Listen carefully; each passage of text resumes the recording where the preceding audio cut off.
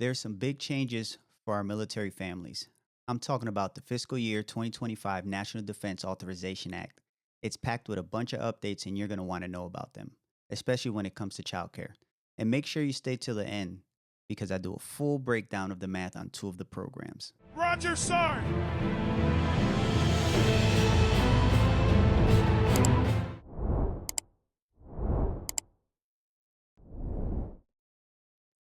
Welcome back to the Roger Sarn podcast, where we talk all things Army, and I'm your host, Sarn Cruz. Do me a favor, please like, comment, subscribe. Without further ado, let's get started. So, I want to tell you how the fiscal year 2025 National Defense Authorization Act is going to help military families.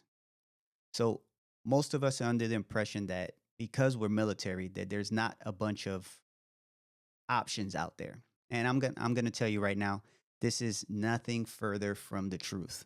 The thing about the government assistance, as I said on my podcast, is that you either have to be paying attention or you got to come to this channel. I prefer you do the latter. But that being said, there are 4 key provisions, right? But I'm going to focus on 2 and I'll throw in some bonus sauce for you, okay? So the first one that we're going to talk about is military spouse employment, right? So the NDAA, or the National Defense Authorization Act, gave the DoD permanent authority with the Council of State Government on making interstate agreements. So what does that mean in essence? What does all that jargon mean? It means that when your spouse has a professional license, they can just cross lines and go to that state and operate as well. All they have to do is push that information through the council, and then it'll just get transferred. Now, I do understand that there are a bunch of states or a bunch of certs that you can get, licenses, that you can get that are operable in multiple states. But for that one time that you go to a state and that's not one of them, then you have an option to use this program, okay? And I did a video on a spousal reimbursement for licensing. So if you take that and you couple it with this, it makes it a lot easier for spouses to transfer their jobs, right? So I'll link that video up here somewhere, wherever. So the agreement, in essence, is going to alleviate when a spouse is, PCSing, right? So along with the license, it makes it a lot easier if they don't have a license to transfer jobs, right? But let's go to the next point. That's just that portion right there. That's not the actual focus, but just understand that this is a program that's out there. Then you got household good program. And starting this year, the program is supposed to help improve how our household goods are shipped out. That's the bottom line to that. When you relocate, pretty sure that you've been victim of things either getting lost or things just taking forever. And the household good program is supposed to assist with that. So let's go into the next point. We're going to talk about the Dependent Care Flexibility Spending Account. That's always a mouthful. The acronym for that, if you saw it, would be DCFSA. And this is just that you can use pre-tax dollars to cover childcare and adult care. So like you can do daycare, you can do preschool, you can do elderly care. And I'll talk about that. I'll elaborate more on this point in a second. Okay. So the next one that the NDAA has put out for us is called Childcare Enhancement. So with the DCFSA and this is the primary focus of the video. Okay, so the biggest update of the childcare enhancement is that spouses looking for work have now, before it was 90 days, now they have 180 days to look for work under this. Now, what does it do in the meantime? It's going to give you 100% discount on childcare for the first child. And this has to be a DoD provider, right? And then for all subsequent children after that. So if you have 3 kids, then the first one is 100% discounted, the second one is discounted, and then it keeps going on. But the first one is free. Um, I'll give you more details on that one, so don't go anywhere because I'm going to break it down for you. So let's talk about the use for the dependent care flexibility spending account. And that's the DCFSA.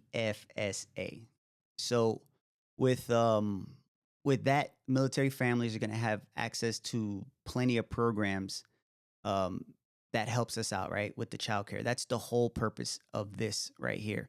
Is that when we are looking for childcare, we have to understand which ones are available to us and which programs assist us or cover most of the costs, right?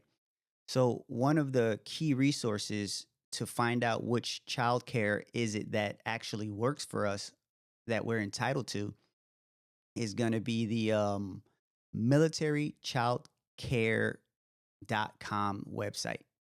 And that lets us know every military ran childcare program worldwide, hands down. So through that, you're going to research your options and see which one benefits you the most. And then from there, you'll submit a childcare request. Now, with this, it's still based on family income, so it makes it more affordable for us.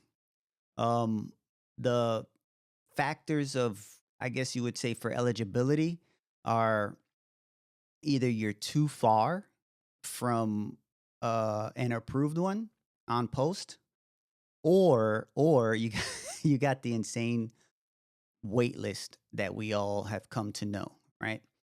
And another thing that you have to do in order to be qualified for this program is that you have to be either active duty, you have to be active guard, or you got to be a reservist that's on Title 10 orders.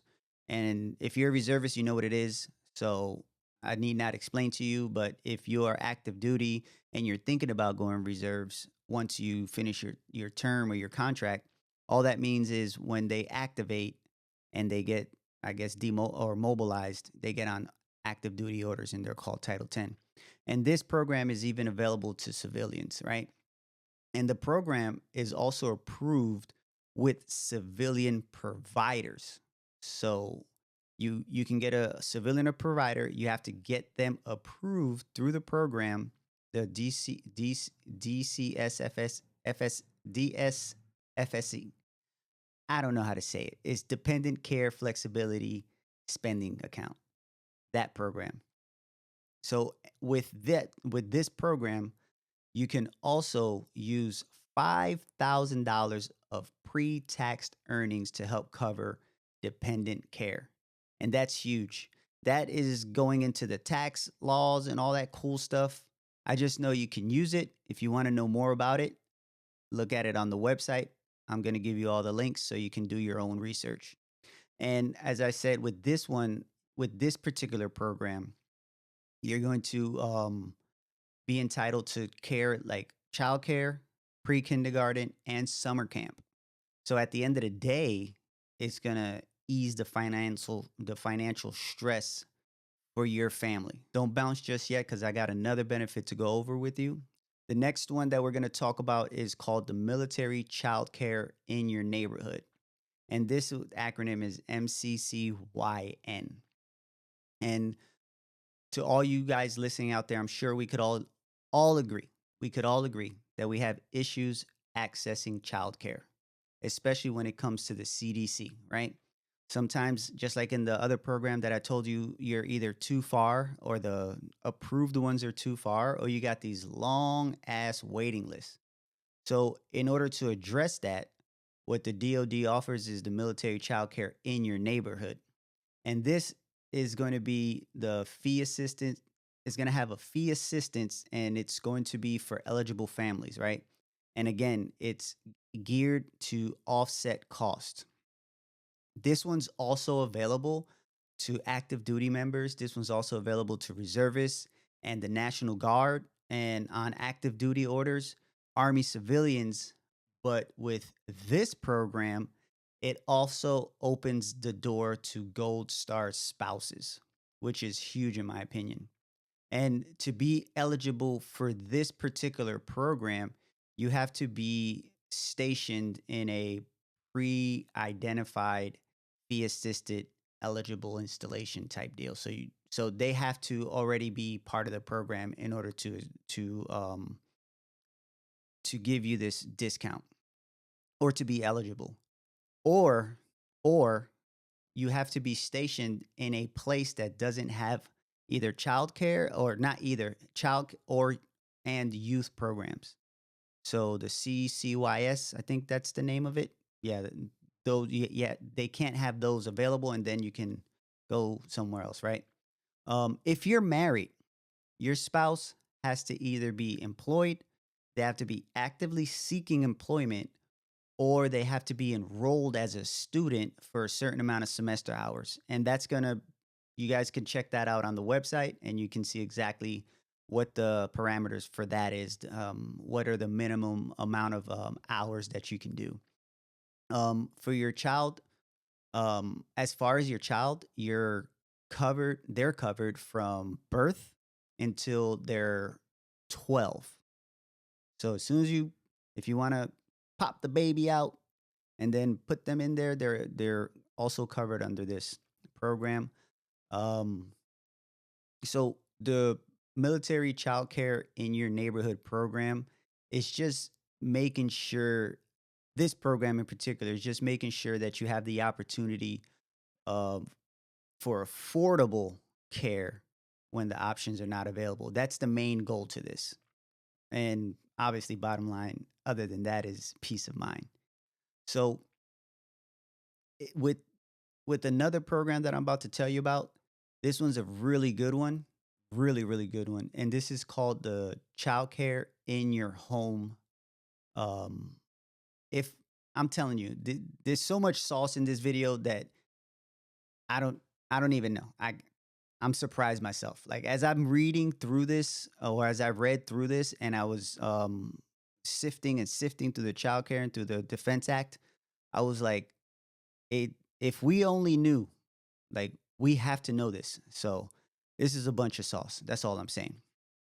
So we know that the DoD they have a plethora of child care programs. We know that, right? I'm talking about we have the military operated child care programs. We have child care in your neighborhood that I just told you about. We have child care in your home, which is what is that called? It's it's like what is it called? CCYH. That's the acronym for them, right? And this itself is a pilot program. So what they want to do as well, they want to provide affordable childcare, but this is mainly for like soldiers who have unique needs, right? Um, as I said, I want to emphasize this that it's a pilot program, right? Pilot program. Okay. So they're getting it off the ground, very not known. And this helps out with full-time in-home childcare, right? And the in-home childcare can be from 30 to 60 hours a week. So if you have like a part-time, you have to work at least 30 hours to be eligible for this program, right? Um Mainly I would say personally, I would think that this is more geared towards like weird hours, evenings, weekends, someone who has rotational schedules. And I got to share this. I shared it on my podcast, but I remember when I had a bad shift, and this was before I joined the army. I had what's called the split shift. If you guys know about the split shifts, it's like you go to work for a certain time, you take a break, and you go to work. So mine was 8 to 12, and then I came back at 4 to 8. And I think it was like a 30, 40-minute drive that I had to do. So, needless to say, I left that job pretty quick. Okay, I digress.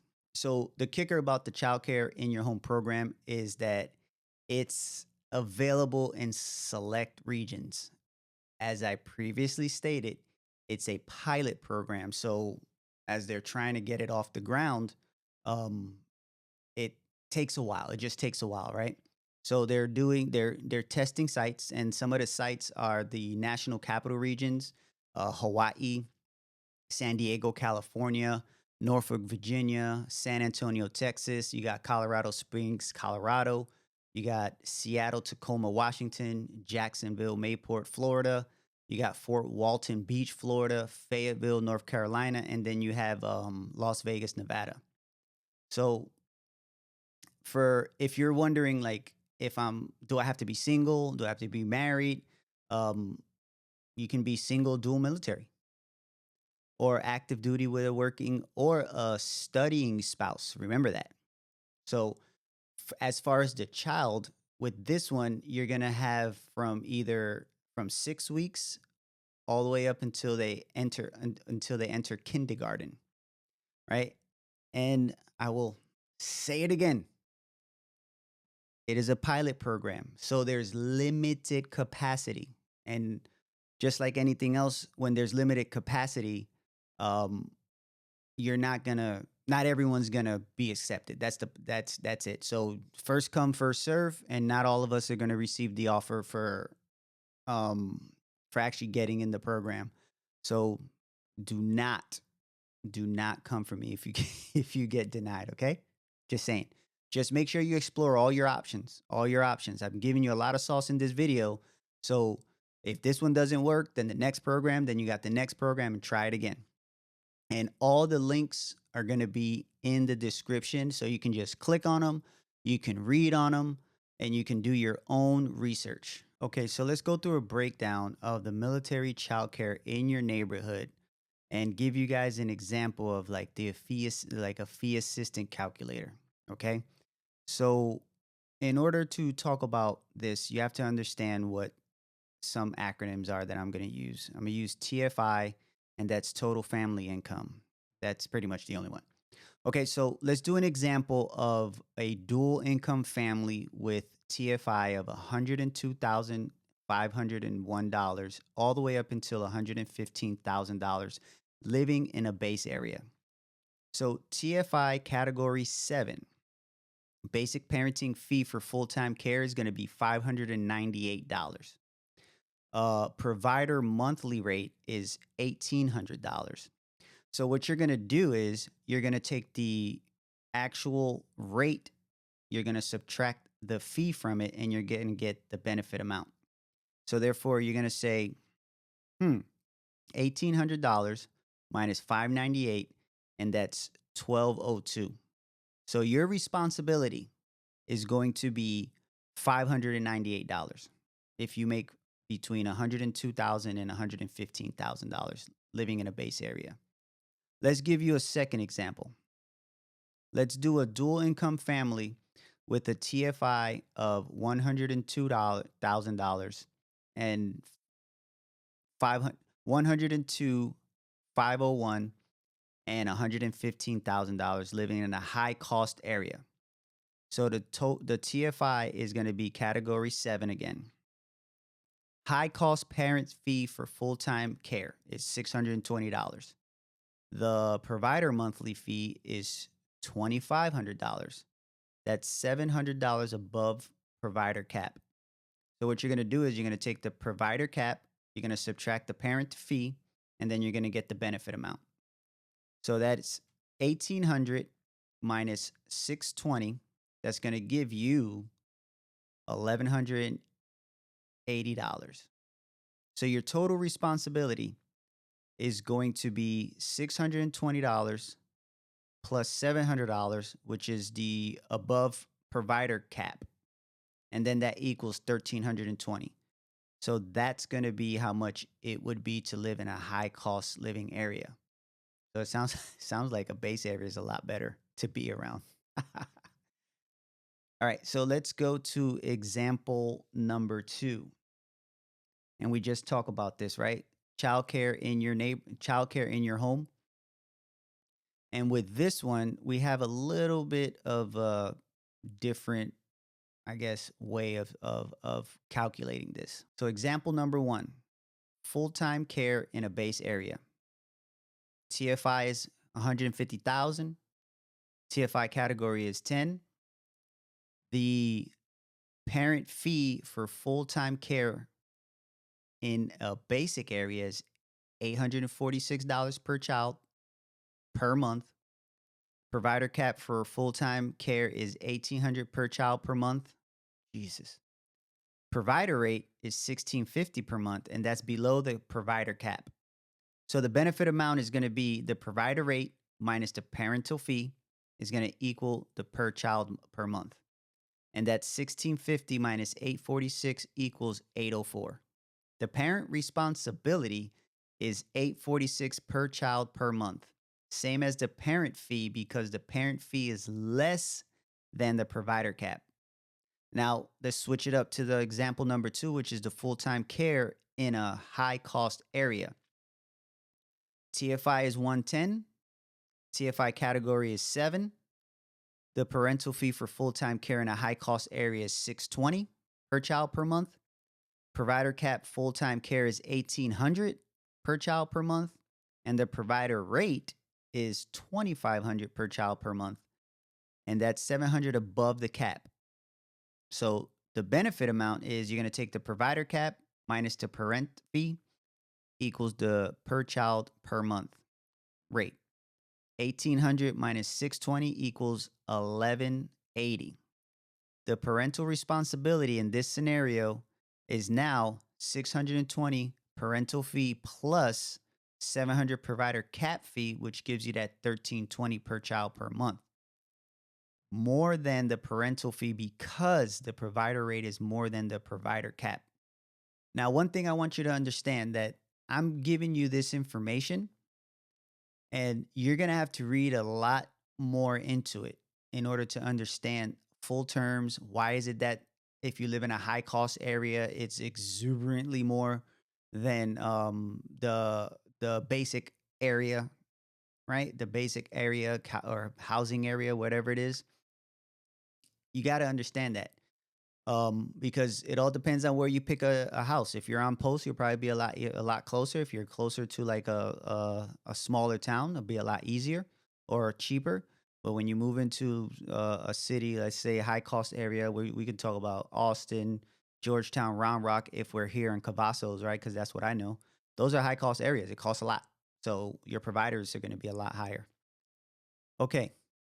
That being said, there's something in this video that I don't talk about or that I didn't talk about. And this is because this video is mainly for government assistance. But the Army itself has put out a new incentive for soldiers when they mobilize. And I'm talking about operational deployment pay. And you can watch the video right after this to learn more about it. Thanks for watching, and I appreciate all of you. And remember, you don't have to embrace the suck if you got the right tools in your ruck. I'm CCYN Cruz, and I'll see you in the next one. Peace. Roger, sir!